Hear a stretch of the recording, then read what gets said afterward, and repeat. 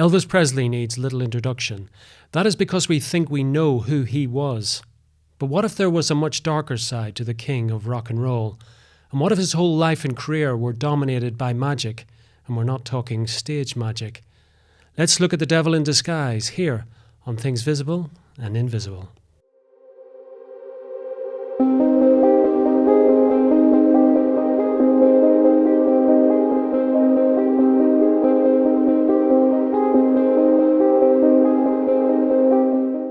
Miguel Connor is a writer, voiceover artist and podcaster. He is also the author of the recently published book that the Daily Mail described as a spine-chilling expose, namely The Occult Elvis, the mystical and magical life of the king.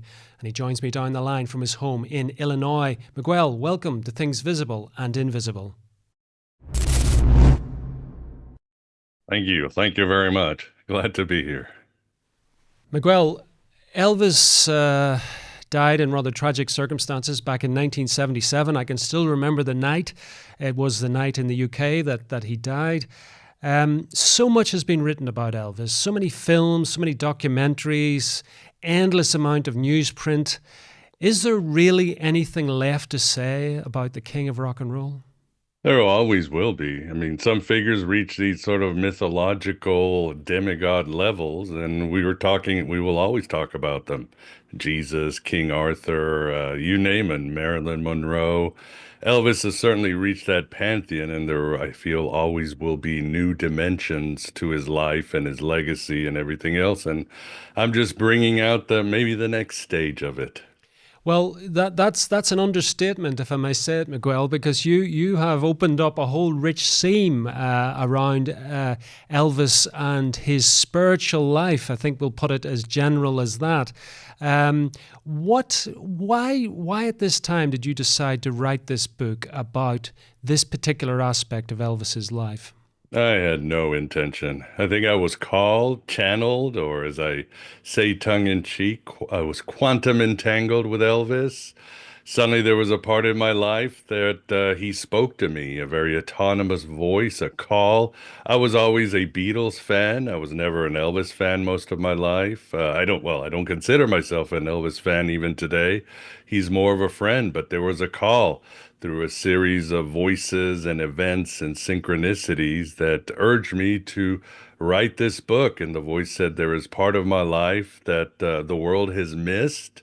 It's all there. It's all in the biographies. It's all with eyewitness accounts. None of this is tabloid news or YouTube conspiracy. It was all there. And I was summoned to collate all of this information and reveal to the world that Elvis was far more than the old Southern Christian boy that people have come to believe.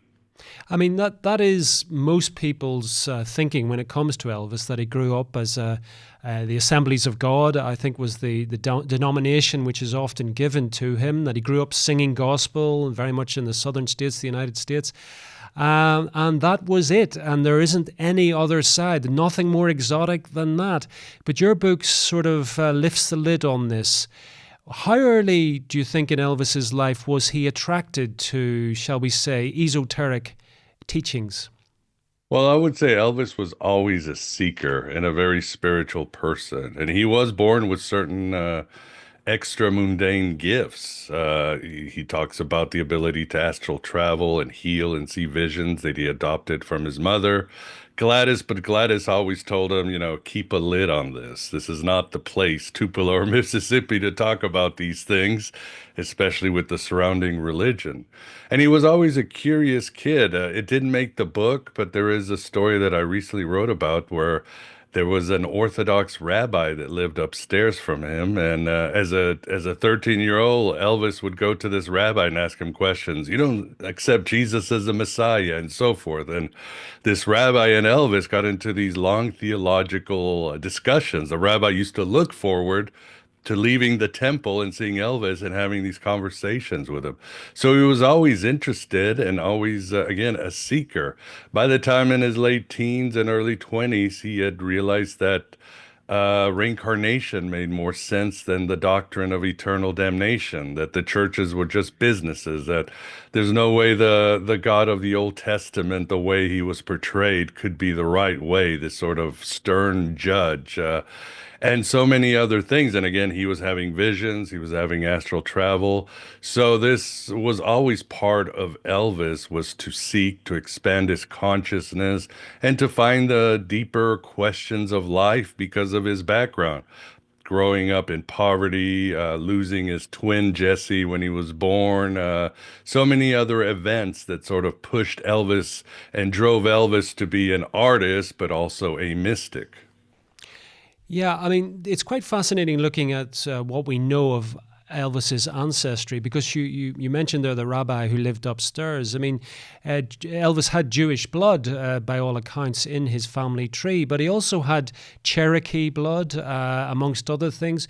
Do you think, I mean, the other thing about his Christianity, if we can call it that, some people have said that it was a very, very thin veneer of Christianity, and there is some speculation that he was never actually baptized.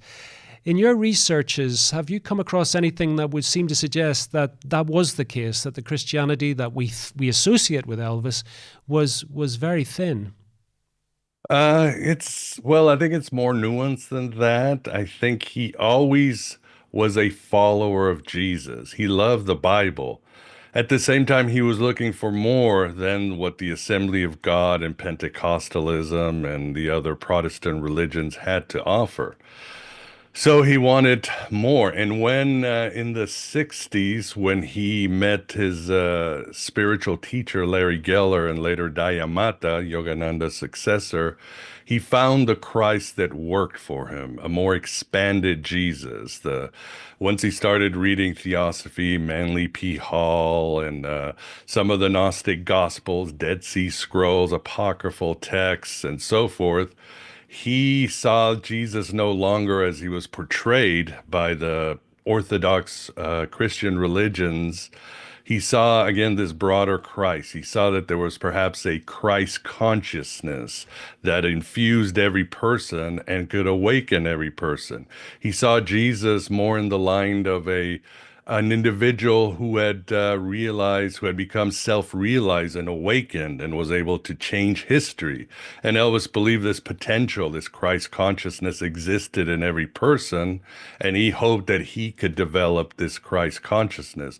So what he did is he leaned on the old perennial wisdom or perennial religions. You know, there's one primordial religion that fits all, and it's been modified with different images and masters and all that. So that's the road Elvis took. But Jesus, in a very different Jesus, was always his lodestar and guide star, and guide star throughout his life. Do you think it was his, when he went to Hollywood in the end of the 1950s, early 60s, was that the moment where he started to encounter some of these theosophical beliefs and what were termed, I suppose, even then, New Age ideas that were floating around Southern California at that time? Was that the moment that he started to encounter it, as opposed to maybe just have a curiosity about it? Yes, when he met Larry Geller, I think it was 64, he was in his film star, Elvis film star stage. And he was very disillusioned with his life, as many celebrities are. He realized, well, I've reached the top of the mountain. I am the alpha when it comes to in the entertainment business, but I'm very unhappy. He was very unhappy. All the money, all the accolades and all that simply didn't mean much to him. And he was still dealing with trauma of his past, losing his twin. His mother had died in 58. And there was so much turmoil in his life, and he just wasn't happy with being who he was. So when he met Larry Geller, Geller opened a world of possibilities, because Geller was very much a sage, an individual who, yes, called himself a New Ager, but was also initiated in Kriya Yoga and other disciplines. And Geller just kept handing him books. As I write in the book, when Elvis would travel up to, the moment of his death, he would have workers carrying 200 books in the occult. Geller kept feeding him these books. He kept reading them. He he began to learn meditation, yoga, some magical practices, and Elvis just kept going. And I don't know if the interest was there, but it was still very hidden, or it wasn't really that popular. Elvis was already going to meditate in Yogananda's ashram years before George Harrison, embraced the tradition. He was ahead of the curve, and he was almost like seeding this information because he didn't broadcast it, but he didn't hide it either. He would have meditation circles with the people around him, with groupies. He would hand out books and want to have metaphysical discussions with friends and bodyguards and all that. So he was, as I say, he was seeding this sort of mysticism, and I think he was a forerunner for the 60s, explosion of alternative spirituality. Now, your book and what you're saying will be exploding the image some people have of Elvis. But there's one question I'd like to pose, Miguel, and it's this, that there is a belief or an idea that Elvis was barely literate, that he had very little education and that he didn't read much. Now, what you're suggesting is that the truth is again, very, very different. Would you like to speak about that? Yeah, for sure. Yeah, obviously he grew up in bone-crunching poverty during the Great Depression, but he did go to school. He did not know how to read or write music, which is pretty surprising. But he was a reader as a kid. He was a voracious reader of comic books, and they inspired him, especially Captain Marvel, who we know today as Shazam. But he loved to read. I mean, from an early age, he would read anything he could get onto it, get his hands on. He obviously the Bible was there, but he started reading books like Khalil Gibran's The Prophet, while before when he was just getting famous. And he was not just a voracious reader, but he was a very intelligent, almost scholarly person. And this is, you can look at biographers like Paul Trinka, who've written, the definite biographies on Elvis and others. He had an astute mind. He knew how to break down ideas and discuss them and find new innovations or pivots. And you can see, I mean, you can go right now to Graceland and see the books that he would annotate and underline, and he would write notes and very intelligently write notes about what he was reading. You can find these books online. They're expensive. They're on auction. But yeah, Elvis was a very intelligent, self-taught autodidact, as they say, and it's all right there. Again, you can just read his handwriting and his notes. So he encounters, or he starts to really delve into and research and study these philosophies and religious beliefs of various sorts in the early 60s and through the mid 60s. Is there a discernible pattern, Miguel, in his learning, in his research, that he was on a particular path? No, I mean, like Krishnamurti said, truth is a pathless land. It's not a straight, it's not a straight arrow. Elvis would have many rises and falls even before his passing in 77. So many valleys too and peaks, but he was always seeking. Once he embraced the alternative spirituality, he was always seeking until the day he died. He died reading a book about the Shroud of Turin and the possible face of Jesus. That was the book that he was found with.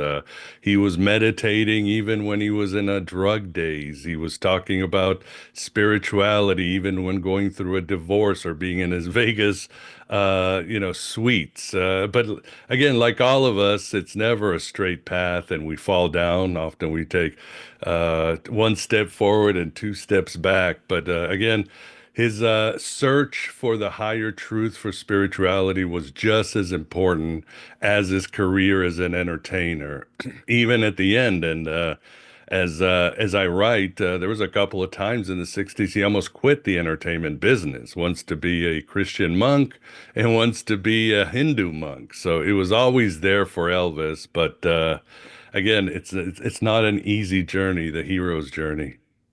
So, unlike, I mean, you alluded to George Harrison earlier, and George Harrison, obviously, Hare Krishna was the path that he went down.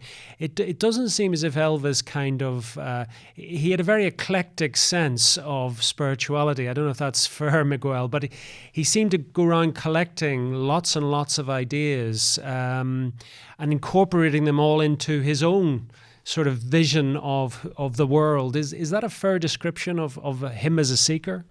And as a musician. So he was let's throw everything together and I'll make it Elvis. That's how that was his amazing gift, something that no other artist or maybe mystic has ever attained. Yes, he's throw everything in a pot, stir it around, add a little Elvis, and I have what I want, whether it's musically and spirituality. And he made no bones about it. Elvis did what Elvis wanted to do, and he had the talent, he had the spiritual gifts, he had the vision to make it happen. And it's not that uncommon today. What was the reaction of the people around him? I mean, he had the famous Memphis Mafia entourage, but he also had lots of family with him, both in California and also in Memphis, and obviously Priscilla as well.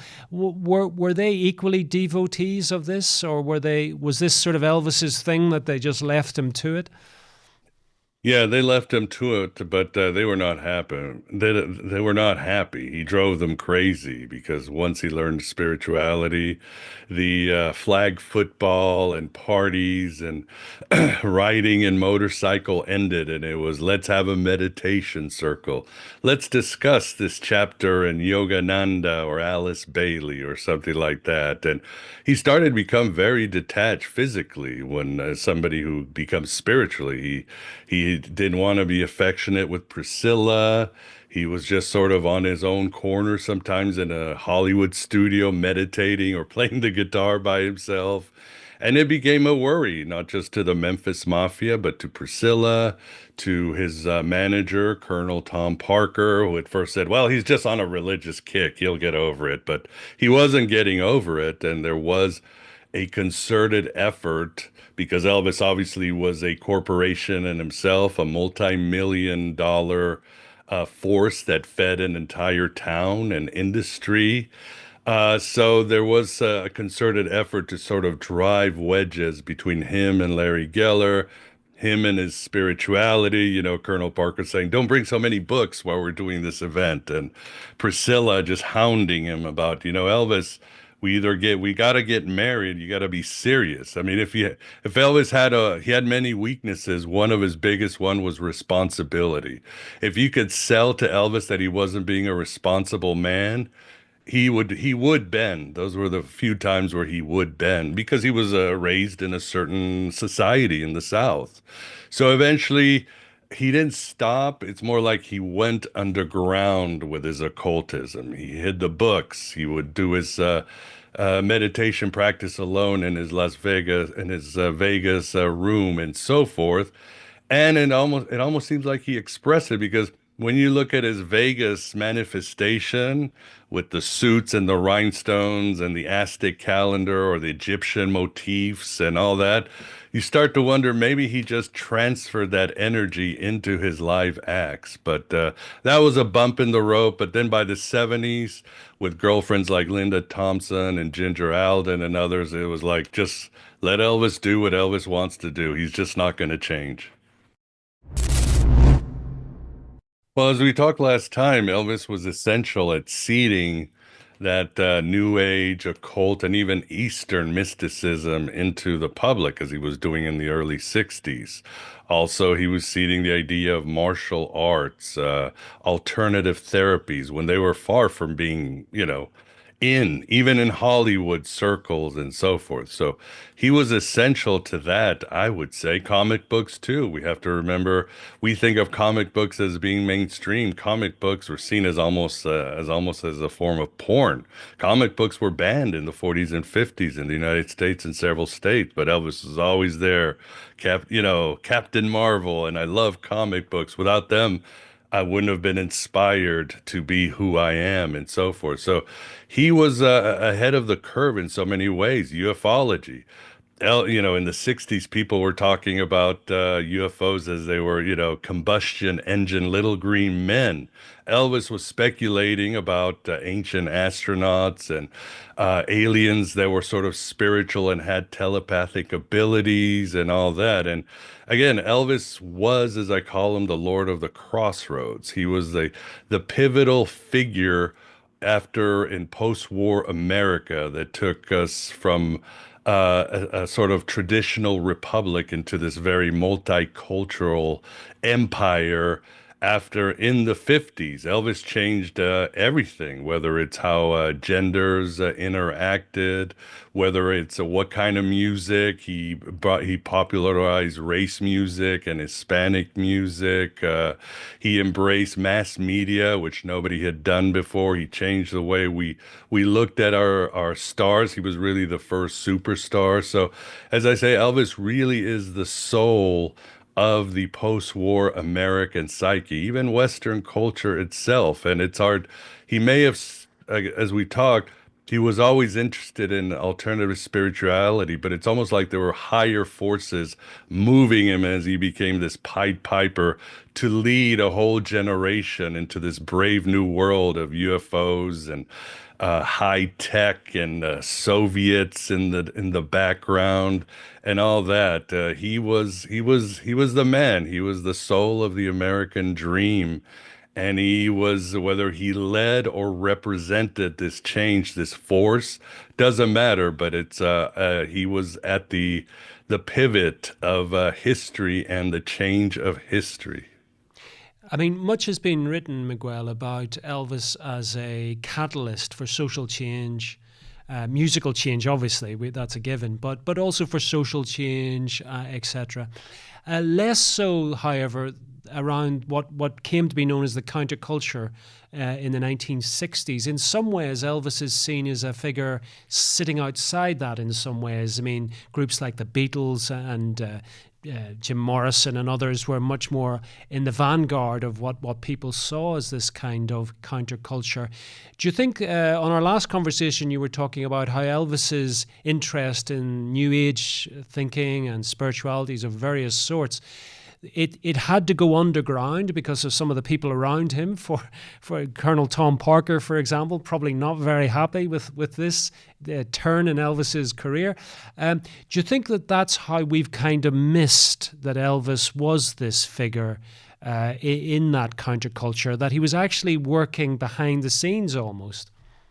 He was really the reason there was a counterculture. Because remember, when Elvis came out, he was equally loved as he was hated. Churches hated him. The governments hated it. Judges were ready to throw him in prison like Jim Morrison if he stepped out of line or shook his hips. He awoken women. I mean, as they say, for the first time in history, women could finally objectify men and be sexually more open. And with freedom of your body comes freedom of your mind and your soul and all that. The word teenager didn't even exist until Elvis came around. All of a sudden, there was this new demographic, which was very rebellious. They wanted their own music.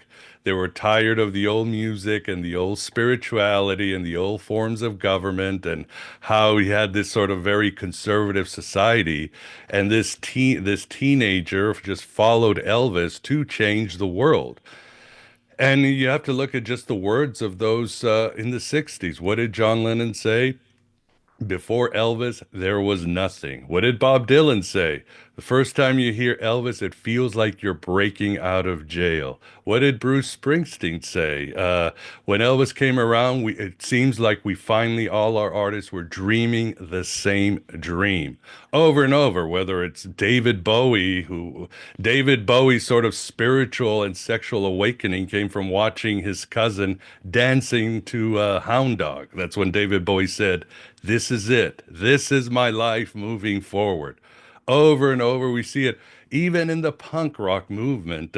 Joe Strummer of The Clash, Elvis built him. Joey Ramone from the Ramones said Elvis always symbolized punk rock. He and Little Richard were punk rock before there was punk rock. So you can't say that Elvis was on the outside when he is really the font of rebellion, of spiritual individuality, of artistic exploration, and of just trying to be free in a very suffocating world. Now, in your book, you describe Elvis as a magician. And we're not talking about stage magic. We're talking about something much more elusive. You must have, like all of us, have watched his performances. They're freely available online, a lot of them, and he has, I mean, a certain charisma which doesn't come along very often, putting it mildly. Do you see something more than just a great performer, though, when you watch those performances? Yeah, I see him more as a shaman, and I think that makes sense. A shaman is a spiritual troubleshooter of the tribe. A shaman is the one who goes into the spirit world, or call it the unconscious, and brings back new forms of healing modalities. With Elvis, it was his music, a sound vibration that the world had never seen. He never wrote his music, but he had a way of going deep into the song, finding its essence, and making it his own in a way that healed people. I mean, it's not that even radical when we look at individuals, whether it's the Grateful Dead or Jim Morrison and other. We do see a shamanistic vibe about it. The shaman and the tribe, music and theatrics and crazy costumes is part of the shaman who leads the tribe through the dark times, through the pivotal times, brings healing, brings education, and brings possibility to the tribe.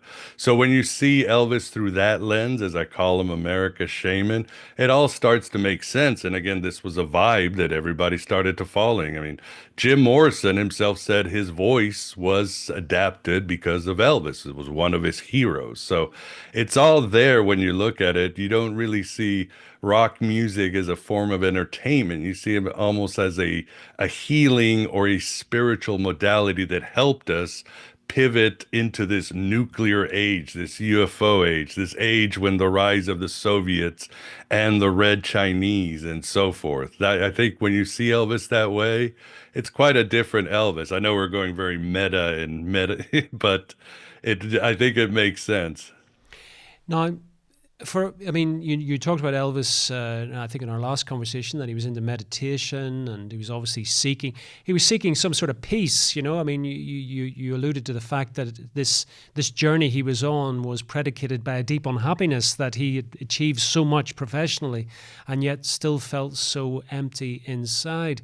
However, as we know, and how the story unfolds of Elvis's life and his rather tragic ending, um, I'm not sure. I mean, in your researches, do you think he found peace at any time during the 1970s? I don't know if he did. It wasn't his task, was his task, and that was to be America's shaman. And one of the points I talk about in the book, and this is brought up by individuals like Paul Levy and Peter Whitmer, is in shamanistic traditions, you have the concept of the wounded healer. A shaman is chosen because they are broken. They've had a near-death experience. They have some sort of disability. They have an amazing trauma. This trauma allows them to open the channels of communication to the spirit world, or call it the unconscious, the imaginal, that other place where humans can gain the powers they need to thrive and to overcome and expand their intelligence and consciousness. But the shaman is broken, and that's why the shaman is chosen. Elvis falls under that, being broken by poverty, the death of his twin, the abuse of his mother, other tragedies that he went into. And the wounded healer in shamanism doesn't heal despite their wounds, but because of their wounds. Their trauma is their superpower. That's how they can connect to other people who are suffering and who need help, and they can heal them. Unfortunately, the wounded healer often thinks that if I heal myself, I will lose my powers. I will lose my status in the tribe. So they never heal. And whether we see that all the time, whether it's, I don't know, Ernest Hemingway, Sylvia Plath, Elvis Presley, well, you know a few of yourselves. They never can heal themselves but they can heal others. And also their wounds also give them a sense of empathy and self-sacrifice that they wouldn't have otherwise. So when you see Elvis in the lens of the shaman and the wounded healer, his destruction makes more sense. However, I do offer other lenses in the book. I want the reader to see other possibilities. I show Elvis through the lens of alchemy, through Rudolf Steiner, through alternative psychology like Carl Jung. I use normal psychology. I put Elvis through the lens of Alcoholics Anonymous to see why his addiction was so forth. So I give the reader various possibilities, but at the end of the day, Elvis is an enigma, but he is a great lesson, like all heroes that go on that journey or all mythological individuals. He is a lesson for all of us in so many ways. Miguel, do you think Elvis was conscious himself of this journey and his part in it? And also, would he have been aware of things like the shamanistic elements that in maybe in his ancestry through the Cherokee line? Do you think he was sort of able to identify with some of this? I don't know if he did. I mean, he was aware that he had a destiny, and he kept hoping that he would be called to be another Jesus or Moses or Buddha or Zoroaster. He was almost like he was waiting for that call, that tap on the shoulder, like you will be the next spiritual exemplar of the ages. But he didn't feel it ever came, so he kept entertaining, and he felt he could heal people and help people through his art, through his actions, and so forth. But he certainly believed there was a destiny. Again, there were there were times he wondered if he had been dropped by a UFO ship because he'd had UFO experiences. He had this blue light that came over his house when he was born. So he wondered, perhaps I am some sort of star seed. He also wondered, also too, that perhaps he was some sort of enlightened being waiting to be enlightened. He would often tell people, I am not of this world. I am something higher. But again, he never took on the full-time job of a guru because he hadn't been given the marching orders by the divine or whatever you want to call it.